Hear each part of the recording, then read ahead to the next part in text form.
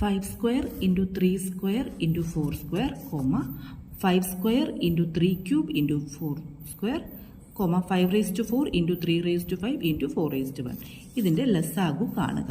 അപ്പോൾ ഇതിൽ ഓരോ സംഖ്യയുടെയും പവർ നോക്കുക. 5 സ്ക്വയർ 5 raised to 4. ഇതിൽ ഏറ്റവും കൂടിയത് വരുന്നത് 5 raised to 4. 5 raised to 4 into 3 square 3 cube 3 raised to 5. കൂടിയത് വരുന്നത് 3 raised to 5. കൂടിയ പവർ വരുന്നത് നോക്കുക. 3 raised to 5 into ഇനി അടുത്ത 4ൻ്റെ പവർ 4 square 4 raised to 1. അപ്പോൾ 4 square ആണ്. രണ്ടിടത്തെ 4 square. അപ്പോൾ ഒരു 4 square എടുക്കുക ഇൻറ്റു 4 square.